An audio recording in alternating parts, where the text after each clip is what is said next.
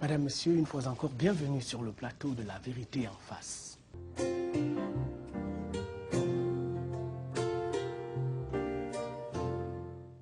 La crise du Muntu, les conférences nationales en Afrique noire, une affaire à suivre, christianisme sans fétiche, la démocratie de transit au Cameroun, ligne de résistance, etc., etc. Qui ne se souvient de ces titres-là? Il suffit en tout cas de les évoquer pour que résonne de toute son épaisseur le nom du professeur Fabien Iboussi Boulaga. Il est un universitaire respecté, autant au Cameroun qu'ailleurs, a enseigné ailleurs, a enseigné au Cameroun, notamment à l'université de Yaoundé, où ce qui en tenait lieu. Il a enseigné à l'Université catholique d'Afrique centrale. Il est également le directeur de la revue Terroir, qui est une revue de sciences sociales et de la culture en Afrique. Il est un des tout premiers fondateurs, en tout cas au Cameroun, du GERDES, le groupe d'études et de recherche sur la démocratie, le développement économique et social. Professeur Iboussi Boulaga, merci de nous faire l'honneur d'être sur ce plateau. C'est moi qui vous remercie de votre invitation. Alors, j'ai dit ce que j'ai dit de vous tout à l'heure, mais permettez-moi d'évoquer rapidement l'anecdote par laquelle vous quittez l'université de Yaoundé, qui est devenue entre-temps l'université de Yaoundé 1. C'est dans les années 92, 93. C'est exactement en 94, février. Février 94. Alors, ce qui se passe, pour résumer, pour faire court, c'est que les autorités académiques de l'époque disent ceux qui n'ont pas le grade de docteur d'État, je crois, ne peuvent plus diriger les thèses, et vous vous dites, ça peut être considéré comme une insulte. En tout cas, vous allez rapidement soutenir une thèse d'habilitation à Dakar, dois-je ajouter brillamment, et quand vous revenez, vous leur dites, je suis désormais habilité selon vos critères à diriger les recherches, et je m'en vais quand même. Oui, c'est une présentation qui a le mérite de dégager le sens de mon départ, qui est survenu après une année passée sans salaire, après la soustraction de mon dossier dans le circuit du ministère des Finances, et où j'ai pris la décision, bien qu'ayant passé la fameuse sacro-sainte thèse de doctorat d'État S-lettres, j'ai pris la décision de me jeter dans le vide et de quitter l'université de Yaoundé. Alors vous en partez, je le disais tout à l'heure, vous allez à l'université catholique d'Afrique centrale, vous sollicite, vous y dispensez des cours de philosophie, d'anthropologie, et finalement vous vivez d'un statut qui est assez peu confortable au Cameroun, le statut de consultant. Oui, et vous avez raison de dire que j'ai des enseignements à l'université, mais l'enchaînement ne se fait pas aussi simplement. Il y a comme un passage à vide, heureuse coïncidence cependant, j'obtiens par un concours de circonstances que je n'ai pas rappelé ici, la direction de l'étude sur les transitions démocratiques en Afrique, étude de cas dans 8 autres pays que le Cameroun, donc dans 9 pays, où on mène une comparaison et pour voir les sortes de transitions au régime démocratique qui se passent après des régimes communément appelés autoritaires. Et cette étude commanditée par la Global Coalition for Africa me permet de vivre pendant une année ou deux. Et puis, entre-temps, on me demande d'enseigner comme vacataire à l'Université catholique. On va voir dans la suite de cette émission tout à l'heure que tout ce travail que vous avez fait va éclairer l'échange que nous avons. Mais j'aimerais qu'on s'arrête encore. Vous vous définissez assez souvent comme une vigie intellectuelle qui ne cesse de scruter la nuit et d'invoquer le jour au ras de l'actualité. Oui, c'est une expression, j'allais dire poétique ou littéraire, pour situer le genre d'exercice auquel on se livre quand on n'a pas un magistère, définis, statutaires, et que l'on s'acharne à vouloir maintenir des analyses de la réalité que nous vivons dans une perspective, j'allais dire, d'action, et donc toujours d'espérance, c'est-à-dire de recherche de ce qui permet toujours d'agir et de ne pas désespérer. Dans la même veine, vous dites que l'origine de nos mots, c'est sous-entendu les mots de Cameroun, d'Afrique, c'est l'absence de pensée. Vous ajoutez, je cite des mémoires, la pensée est un problème politique où se joue la vie de tous et de chacun, de l'individu et des collectivités. Est-ce que c'est cette conception qui vous amène à rester de manière aussi durable dans cet exercice que vous venez de rappeler? Je crois que l'on peut l'affirmative parce que ce que j'entends par la pensée ici n'a rien de grandiose. C'est la capacité de ressentir vivement la signification des mots et de ressentir vivement parfois l'inadéquation de ce qu'on dit avec ce qu'on fait, de ce qu'on devrait dire si on était fidèle à l'expérience qui vous entoure et qui vous enseigne par la façon dure ce que la réalité veut dire. Et en ce moment-là, penser devient une lutte constante contre des expressions toutes faites, des clichés et surtout des mots d'ordre, des slogans qui se prennent pour des concepts. Alors il y a ici, si je m'autorise cette interprétation, comme une urgence, comme un impératif catégorique à se prendre en charge de soi-même et à réfléchir par ses propres catégories. Oui, c'est la situation où chacun de nous devrait être responsable de ce qu'il dit.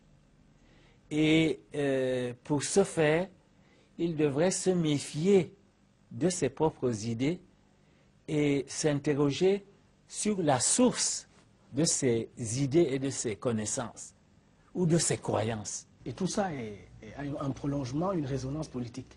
Et ceci parce qu'il vit précisément en société et surtout dans une société, dans un monde où il y a comme une foire des idées et où nous sommes en quelque sorte soumis constamment à l'activisme de l'offre des idées toutes faites. Et ceci n'est pas, vous diriez dans votre langage, n'est pas innocent. Et si nous les acceptons sans examen, nous nous asservissons. Alors, au terme de ce premier parcours, de cette première évocation, je vous propose de marquer juste une petite... Je retrouve Madame, Monsieur, l'invité de La Vérité en face, pour qu'on examine les unes après les autres, les uns après les autres, les champs sur lesquels il a eu à délivrer sa propre pratique de tout ce qu'on vient d'évoquer. À tout de suite.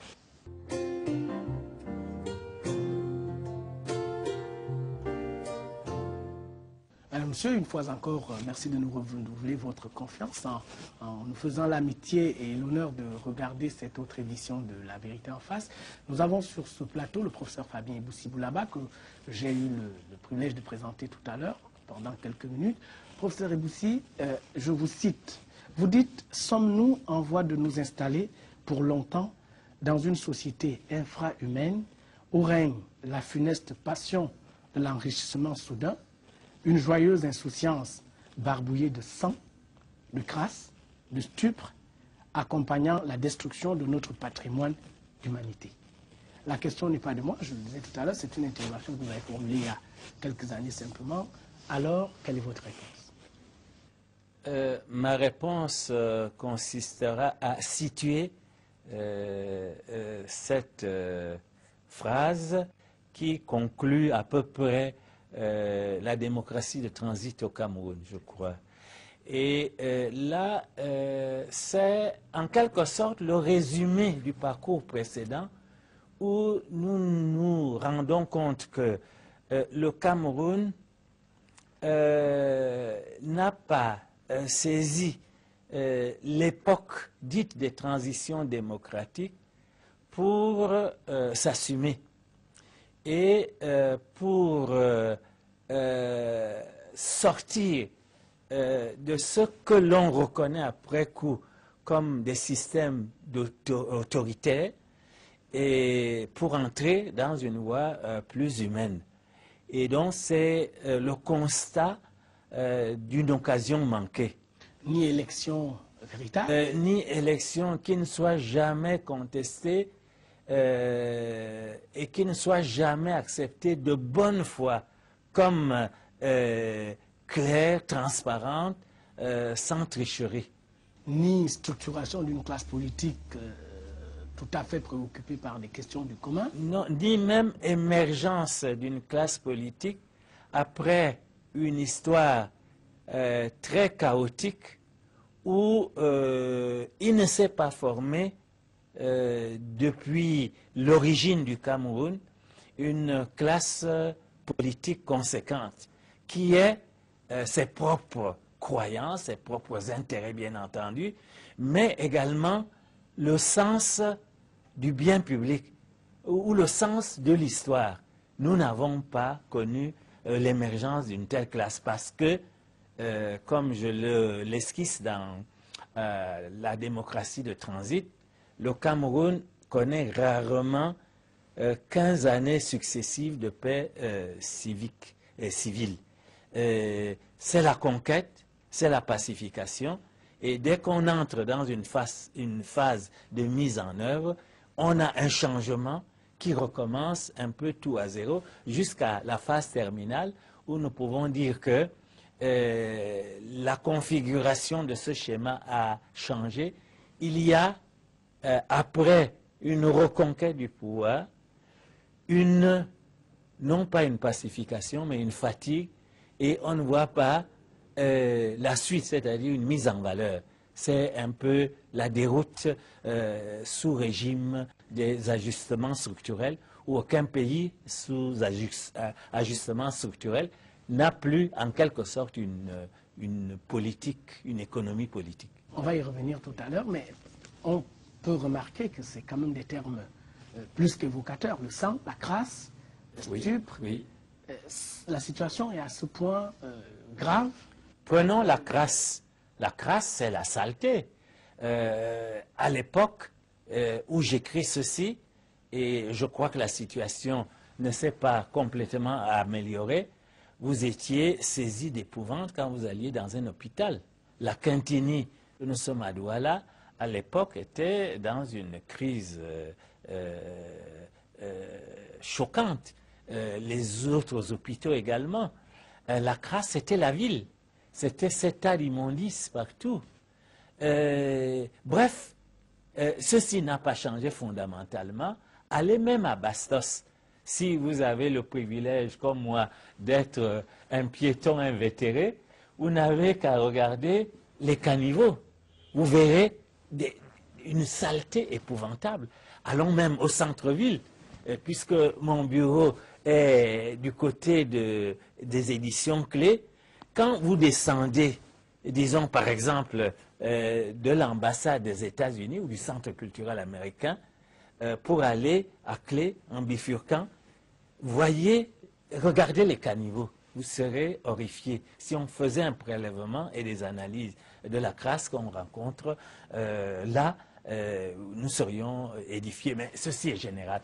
La stupre, bon, c'est le constat que nous avons une sorte de classe sociale à laquelle nous appartenons aussi, de quelque manière, très insouciante et qui n'est pas saisie d'angoisse quand on dit que le sida a déjà fait 25 millions de morts depuis qu'il a commencé, la maladie sévit, que la population scolarisable au niveau universitaire aujourd'hui est à peu près au Cameroun, malgré l'absence de recensement, est à peu près de 1 500 000. Sur 16 millions d'habitants. Sur 16 millions d'habitants présumés. mais c'est un ordre de grandeur. Et qu'on se dit que si on ne leur donne pas une chance d'avoir accès à un métier, et donc de donner les conditions nécessaires au sens de la vie humaine, mais cette population va aller à la dérive, à la déshumanisation, ainsi de suite. Donc, je crois que l'Afrique se caractérise dans le monde par l'existence d'une classe sociale, d'une classe politique qui n'a pas le sens du bien commun. Alors le sens, ce n'est pas seulement en référence aux événements traumatisants d'avant-indépendance, ce n'est pas seulement en référence aux événements non moins tragiques d'avril 1984, aux événements tout aussi dramatiques de la lutte pour la démocratisation du parti. Le sens se réfère aussi quand même, dans ce contexte le plus récent que je viens d'évoquer, à l'université. Alors, vous avez été enseignant à l'université de Yaoundé. Vous n'êtes pas sans savoir que cette institution, je veux parler de l'enseignement supérieur, va de crise durable ou pérenne ou tout à fait délicate en révolution annoncée et en autant d'échecs constatés. Quel est l'état des lieux rapide que vous inspire ce tableau que je peins de l'université? La première réaction est une réaction, j'allais dire, de précaution et de prudence vis-à-vis de mes collègues anciens et nouveaux, pour dire que mes propres réactions sont les réactions de quelqu'un qui voudrait s'informer de la situation, qui est à la fois observateur, mais un observateur engagé, comme on dit, de par toute sa vie. Et que ce qui me frappe donc, c'est que nous ne connaissons pas l'état de l'université, à vrai dire. Nous nous y intéressons quand des crises éclatent. Nous ignorons, entre autres, que des enseignants ont été sollicités, peut-être pour la forme, pendant des années, pour faire leur diagnostic de l'état de l'université, pour proposer des remèdes. Et qu'il y a d'abord à s'informer de toutes les propositions qui ont été faites depuis des années. Et il y en a beaucoup. Il y a beaucoup de documents.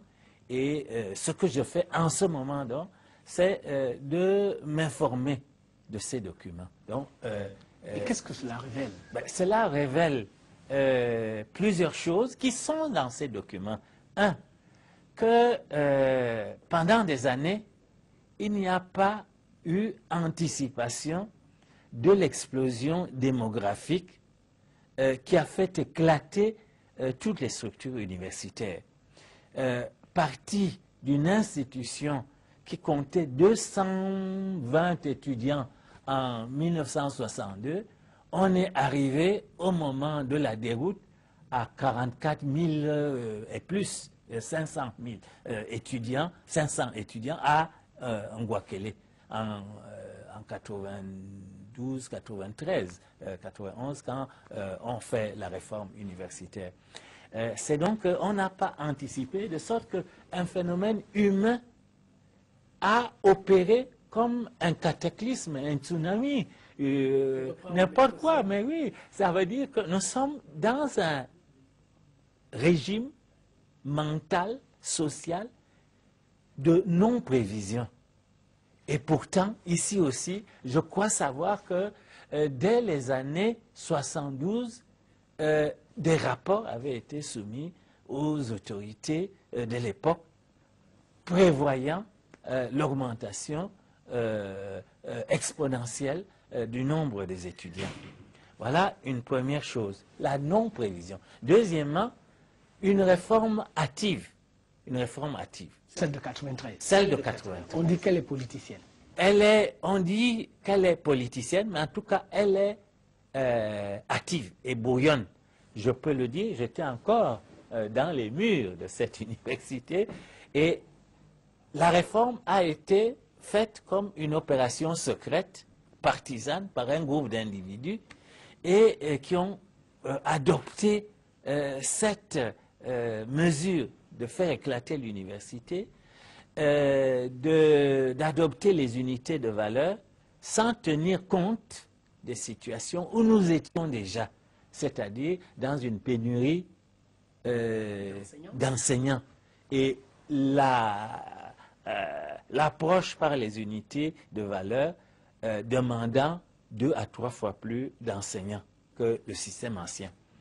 Et l'autre conséquence non prévue de cette réforme, c'est que jusqu'à présent, les étudiants n'arrivent pas à savoir s'ils ont validé, quand ils ont validé, de sorte que le séjour à l'université s'allonge de 7 ans, 6 ans, 8 ans, sans qu'on arrive à une maîtrise. Donc l'administration est absolument débordée. Troisième conséquence non prévue, c'est le passage d'une université à une autre, dans ce système d'unité de valeur, où un même contenu de base n'a pas été donné aux unités de valeur, disons, principales. De sorte que si je veux passer de Yaoundé à Douala, ou de Douala à Tchan, j'aurai tous les problèmes du monde à faire reconnaître les unités de valeur que j'ai accomplies ailleurs. Et ainsi de suite. De sorte que on a fait éclater Ngouakele, mais on a créé des mini-Ngouakele qui actuellement reconnaissent de nouveau la croissance des étudiants explosive, elle aussi, surtout à la suite de certaines années de baccalauréat où on a admis abondamment, et je ne dis pas qu'il ne fallait pas le faire, mais la conséquence est que du jour au lendemain, la croissance des universités est passée à 33% de plus, et en Ngouakele ou Yaoundé, dans l'ensemble, les effectifs ont quasiment doublé. Alors, ça fait partie des problèmes d'inadéquation entre infrastructure, le ratio étudiant-enseignant étant totalement disproportionné. Oui, oui, très variable de faculté à faculté, oui, oui. Alors, est-ce que ça vous choque aujourd'hui qu'on cite une série de facteurs qui peuvent aggraver le diagnostic? Des enseignants qui n'ont pas de salaire décent, qui n'ont pas de primes de recherche, qui n'ont pas de laboratoire. On peut en être choqué, mais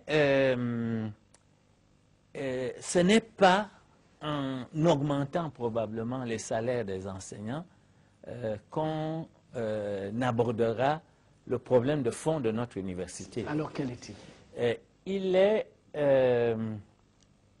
Il a plusieurs facettes. C'est d'abord la fin du régime symbiotique avec l'administration. Qu'est-ce que je veux dire par cette phrase, ce mot un peu compliqué? Je veux dire que l'université a été conçue pour fournir des cadres à l'administration camerounaise. Et elle a été gérée comme une administration. Et aujourd'hui encore, l'université mime un ministère dans sa structure. Et donc, non seulement c'est une université administrative du point de vue organisationnel, mais aussi du point de vue mental. C'est-à-dire, elle n'est pas axée sur la production des connaissances. Ce qu'on appelle la professionnalisation?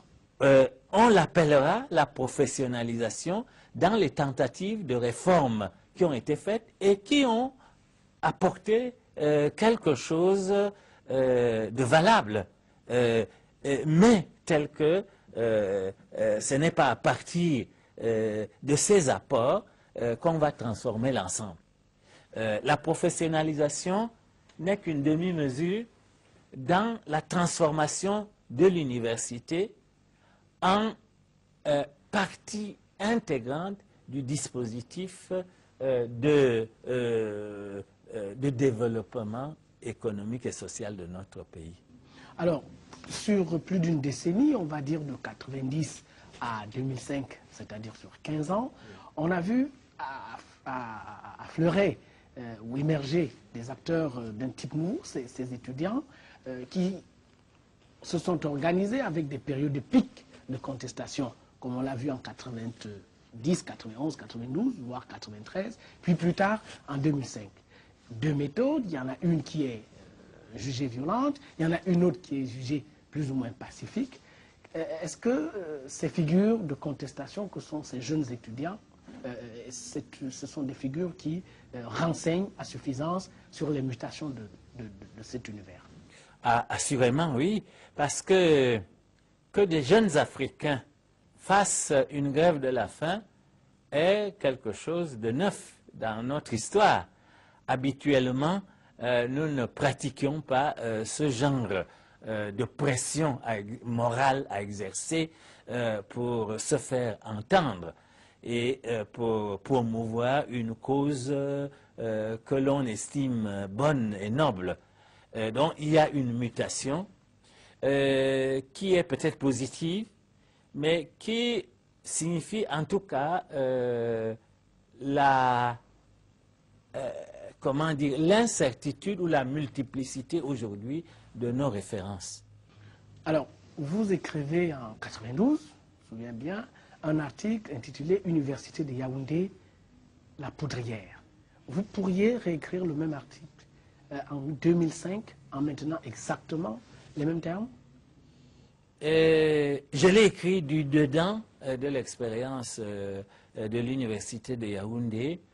J'ai peut-être surestimé le caractère de poudrière de l'université si j'ai laissé entendre dans cet article qu'il y aurait des grèves, il y en a eu, mais que cela amènerait à une explosion majeure. Peut-être j'ai surestimé ceci, mais je crois que j'ai eu la prudence de dire peut-être poudrière, explosion ou pourrissement sur pied. Et je crois qu'il faut toujours tenir compte des deux Quelle a été la volume? Le pourrissement, je crois que c'est les deux.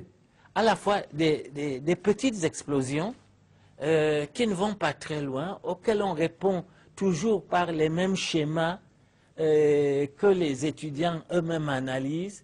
Par exemple, le silence méprisant. Ensuite, la tentative de diviser, de susciter des groupes pour casser le mouvement. Ensuite, de vouloir acheter. Ensuite, de faire des gestes symboliques spectaculaires, de reprise en main, mais pas de réforme essentielle. Donc, il y a explosion, on la calme, elle va revenir, mais entre-temps, il y a pourrissement.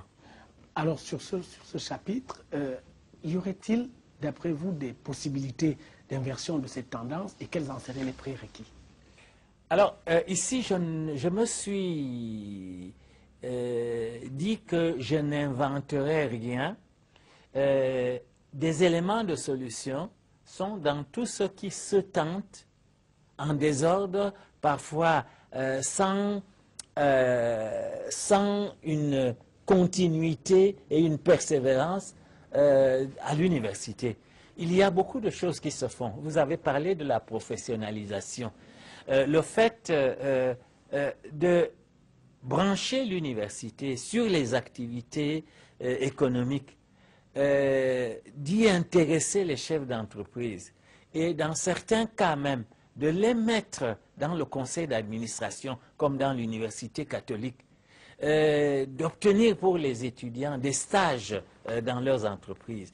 Cela est quelque chose qui est indicatif de cette transformation de l'université qui doit être, comme ça en était la vocation proclamée au départ, une université, disait-on, de développement.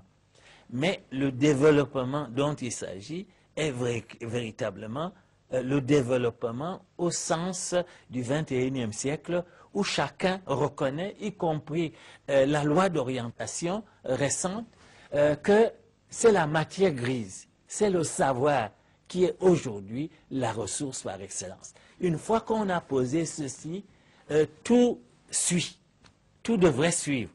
Et c'est cela qui permettrait aux différentes expériences valables qu'on a fait de prendre, c'est-à-dire de se consolider et de devenir alors, d'acquérir une force de pénétration dans les réalités sociales, économiques de notre pays. Alors, les détails, on pourrait les donner si nous avions mandat, pas ici, parce que nous ne le pourrions pas.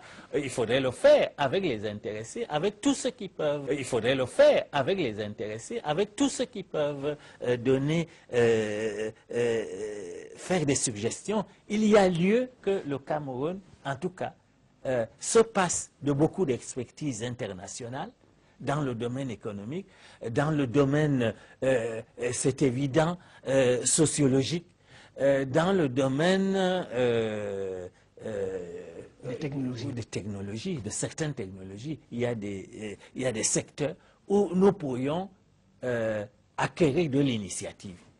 Est-ce que les régimes successifs au Cameroun n'ont pas eu tendance à marginaliser, à rudoyer un peu les enseignants du supérieur qui auraient pu, d'une manière ou d'une autre, représenter une menace à l'ordre établi ou aux ordres établis? L'université, selon moi, a toujours été une université administrative. La façon de recruter, la façon de progresser dans les échelons, dans les grades, la façon dont la carrière culminait dans un poste dépendait toujours de l'administration, de l'État. Et donc, c'est un lieu de cooptation. Et il y a eu des mandarins qui étaient peut-être comme individus de très bons enseignants, des gens compétents dans leur domaine, mais ils ne pouvaient concevoir une université que dans le moule de l'université administrative qui avait fait leur bonheur, si j'ose dire. Et donc, ils n'ont pas joué ce rôle de proposition autrement que le plus souvent de proposition des conditions de vie ou de salaire des enseignants. Mais rarement en tant qu'individu, de transformation de l'université pour en faire quelque chose de dynamique, de comparable à ce qu'on voit dans d'autres pays, notamment même dans les pays asiatiques. Professeur Eboussi, je vous propose une seconde pause et nous nous retrouvons dans quelques instants.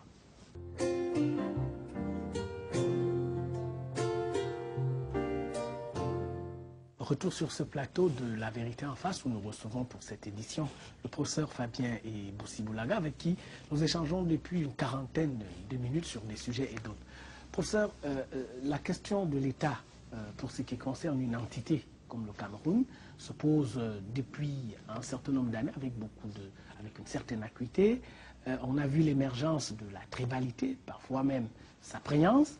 On a observé également l'incapacité de l'État à garantir aux citoyens le minimum pour ce qui est de ses pouvoirs et devoirs régaliens, la santé, l'éducation et quelques autres facilités. On peut y ajouter que finalement, il ne reste à cet État que le monopole de la violence légitime, pour parler comme Max Weber. Est-ce que c'est votre point de vue? Mon point de vue est changeant sur ce point parce que il veut coller aux réalités et garder la possibilité de progresser ou de sortir des impasses. Ma première tentation était de définir un État de telle manière qu'on puisse, à partir de certains critères, se demander s'il y a un État au Cameroun. C'est une méthode qui peut être utile, mais qui peut paraître excessive, parce qu'on peut aboutir à la solution ou à la réponse qu'il n'y a pas d'État, puisque il n'y a pas une même loi qui s'impose dans un même territoire sous une autorité, parce que l'aspect territorial est celui, en quelque sorte, qui est porteur de ce qu'on appelle les aspects régaliens de l'État, une même loi pour tous dans un même territoire dont les frontières sont claires et où règne la même loi. Et ces pouvoirs-là vont avec la possibilité de lever l'impôt, de tenir une armée pour protéger ce territoire contre les ennemis du dehors et ceux du dedans aussi, la police. Et on pourrait dire que là où règne une certaine paix, peut-être ces fonctions de police, de surveillance du territoire, pour y maintenir un minimum de paix, que ces conditions sont satisfaites par le Cameroun, d'une certaine façon. Mais vous voyez qu'il y a beaucoup de problèmes de délimitation de territoire, d'entités qui échappent à la souveraineté de l'État, des États dans des États, il y en a à l'intérieur de l'espace camerounais. Mais ensuite, d'autres aspects auraient pu inciter à dire l'État n'est plus éducatif. Éducatif du sens de l'universalité, éducatif, par exemple, du règne de la loi, éducatif du sens du bien commun.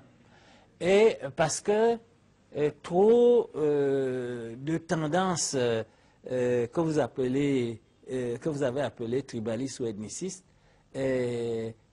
mythes en quelque sorte l'État. On pourrait continuer de cette façon. Mais il faut peut-être envisager la chose autrement. Nous sommes à une phase qui est commune d'ailleurs à toute l'humanité aujourd'hui, d'essais et d'erreurs, pour retrouver les fonctions qui peuvent être celles de l'État dans le XXIe siècle. Et c'est en se mettant dans cette perspective que nous pouvons à la fois exercer une critique négative et constructive, en disant nous avons fait un certain nombre d'erreurs et nous sommes parvenus à un point où ceci serait suicidaire, où il n'y a plus de limite à la corruption, etc. Voilà, à mon avis, ce que nous pouvons dire à propos de l'État. Comment en arrive-t-on dans un pays, pour en rester à ce terme-là comme le Cameroun, à combiner une forme de clientélisme politique rampant avec l'émergence durable, si ce n'est la manipulation des catégories comme des entités ethniques? Bien, alors notre situation tient en partie à ceci que nous nous sommes donné une vision normative de l'État, du bien commun, en prenant exemple ailleurs ou en adoptant le discours international qui dit qu'un État ne doit pas avoir de tendance au clientélisme, qu'un État doit tenir que tous les citoyens sont égaux devant la loi. Tout ceci est nécessaire, mais ceci ne vous dit pas comment on arrive à cette conception de l'État. Il faut le réinventer. Et en le réinventant, vous réintroduirez des paramètres historiques, c'est-à-dire de ce qui conditionne votre État. Vous tiendrez compte de la société dont l'État est l'État. En conséquence, vous ne direz pas a priori nous sommes tous des Camerounais. Point. On dirait nous sommes des Camerounais, mais chacun est situé, chacun est de quelque part ou vient de quelque part. Et que ceci n'est pas insignifiant dans les transactions sociale et politique que nous devons avoir comme groupe qui doit arriver à la perception que si nous sommes entrés en État, c'est que nous calculons que nous y trouverons quelque chose que nous ne trouvons pas dans nos particularismes. Alors sur cette question d'État, il y a celle de la souveraineté.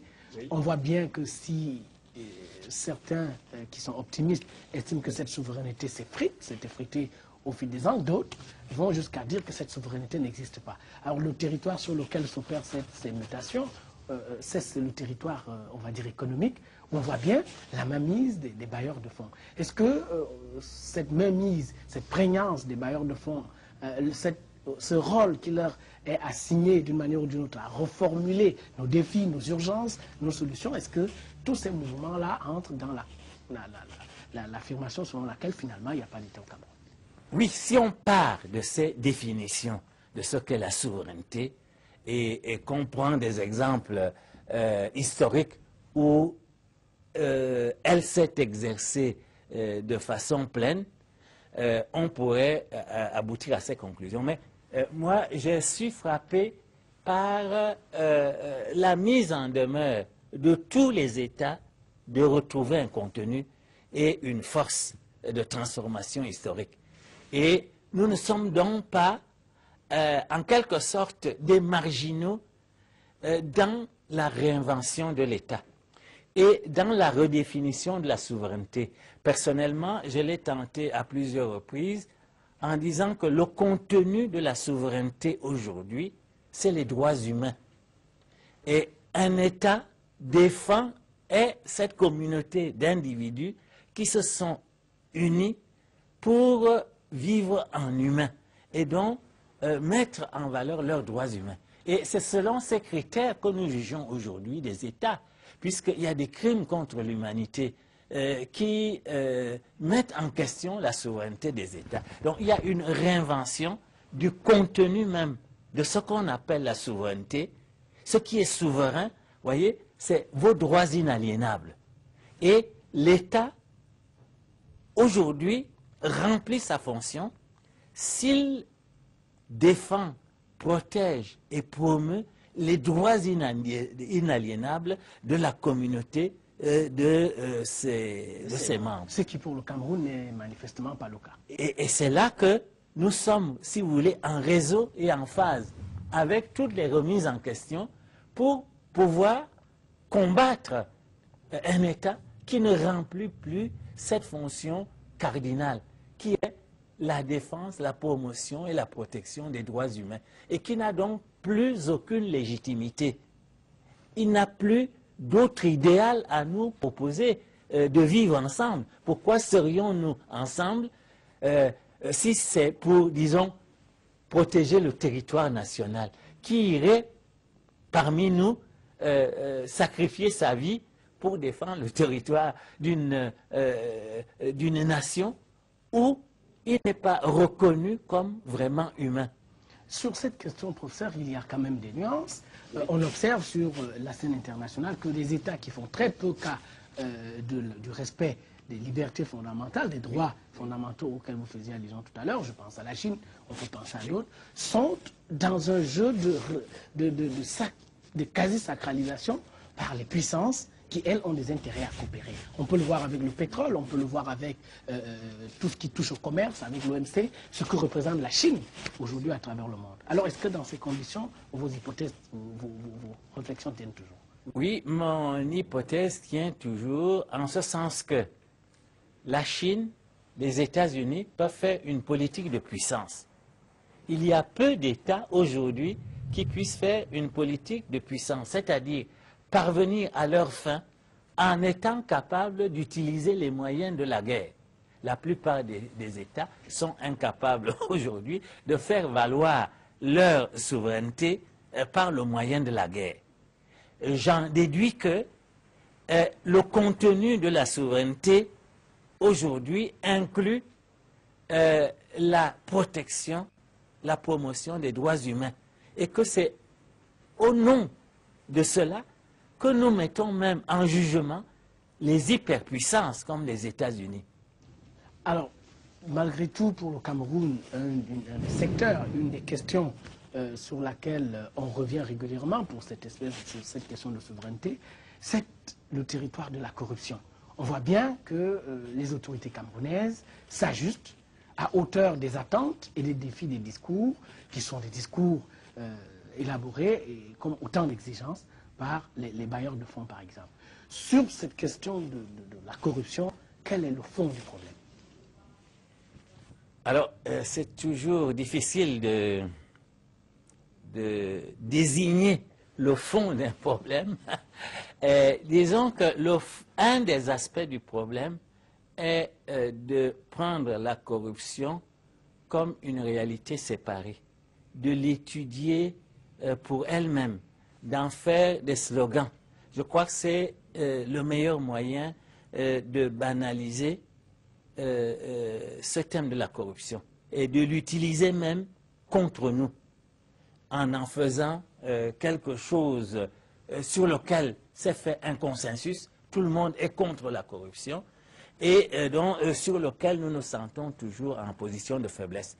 Donc le premier problème de la corruption, c'est d'en faire un problème séparé. Le deuxième point, c'est de croire que la corruption a le même visage partout dans le monde.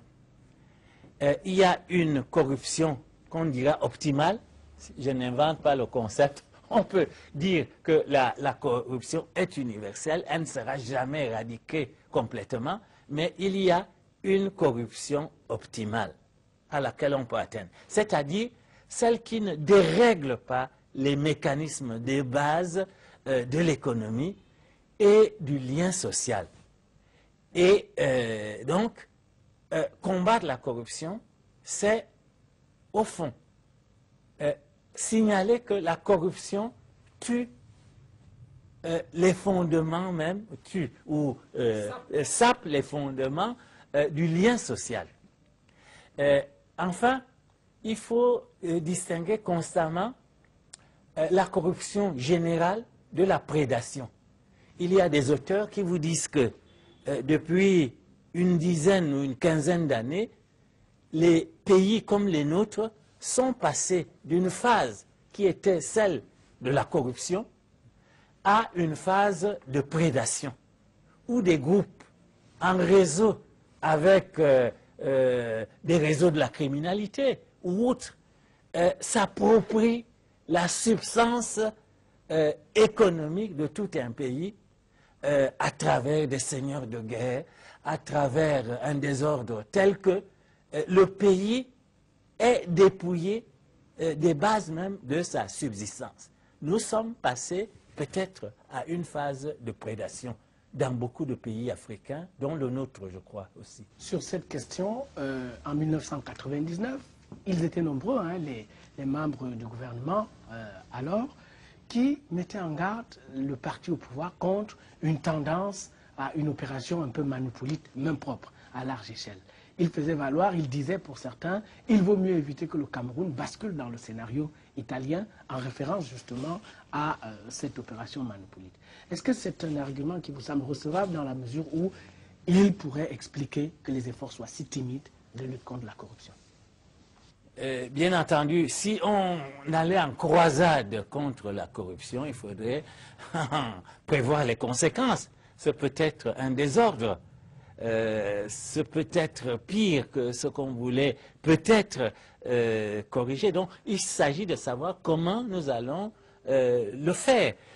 La comparaison avec l'Italie est malheureusement fallacieuse parce que l'Italie, malgré sa proximité, j'allais dire, sociale avec les situations africaines, a préservé des possibilités de croissance économique très remarquables, malgré toute la mafia.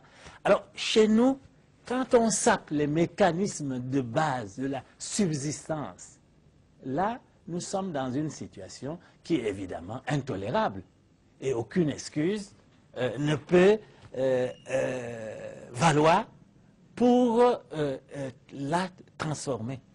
Alors, s'agissant de la lutte contre la corruption, Est-ce qu'on peut péremptoirement dire impossible et camerounais pour reprendre à peu près le titre d'un livre que vous avez commis il y a quelques années? Avec vous, vous devriez ajouter.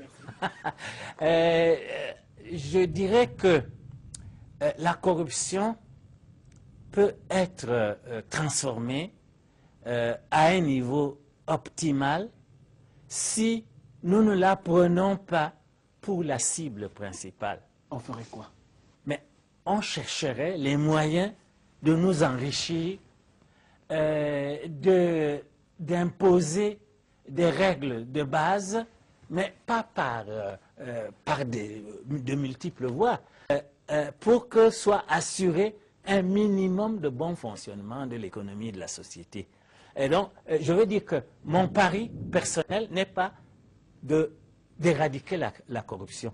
Mon pari personnel est que le Cameroun accède à cette société de savoir dont on a parlé et de productivité, de telle sorte que, même s'il y a de la corruption, il y ait toujours plus de richesse que les corrupteurs ne peuvent en absorber pour permettre à chacun d'entre nous qui n'ambitionnons pas d'être riches, de nous nourrir, d'éduquer nos enfants, de nous soigner et de nous insérer dans une autre société que celle de la mendicité et de la misère.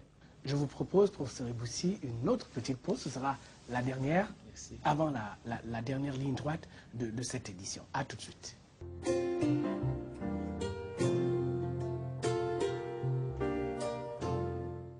Une cinquantaine de minutes déjà que nous conversons sur ce plateau de La Vérité en face, avec pour invité pour cette édition le professeur Fabien Eboussi-Boulaga, universitaire que je n'aurai pas la prétention de présenter encore ici sur ce plateau.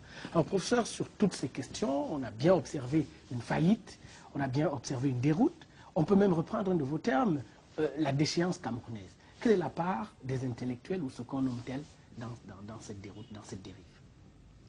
Alors, je ne saurais assigner une responsabilité particulière aux intellectuels, peut-être parce qu'ils ne s'est pas formé une classe d'intellectuels au Cameroun. Il y a eu des universitaires, et je vous ai dit que cette université était d'organisation et de mentalité administrative. Donc, ils n'ont pas joué le rôle que nous associons à la notion d'intellectuel, création des savoirs, contestation des acquis et renouvellement des savoirs. En 1992, vous lâchez cette phrase terrible, je voudrais la citer de mémoire. Vous dites, unificateur de nos jongleries intellectuelles, c'est le ventre. C'est la peur de ne pas manger ou de mal manger. Vous maintenez cette formulation aujourd'hui dans les mêmes termes? Je la maintiendrai et je trouverai que la situation en a aggravé malheureusement la vérité. C'est-à-dire que nous sommes dans une situation de dominance, de ventriloque, c'est encore un de vos termes? Oui, où la précarité, pour employer un mot plus propre, oblige beaucoup à ne s'occuper que de leur survie.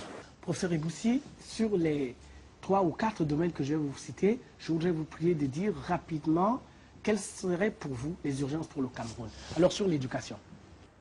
L'éducation, la gratuité de l'enseignement. Sur le sport. Le sport, des équipements. Sur la ville. Je n'ai pas d'idée appropriée, mais associer les habitants. Sur l'économie. Créer des emplois. Sur la santé. Donner accès aux villageois et aux gens des bas quartiers à droit à 30 000 francs de médicaments par an. Sur la politique et plus singulièrement la démocratie. Ne plus en parler. Sur l'État. Réinventer l'État. Réinventer l'État.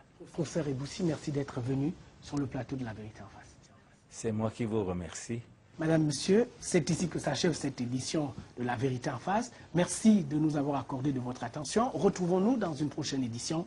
Au revoir.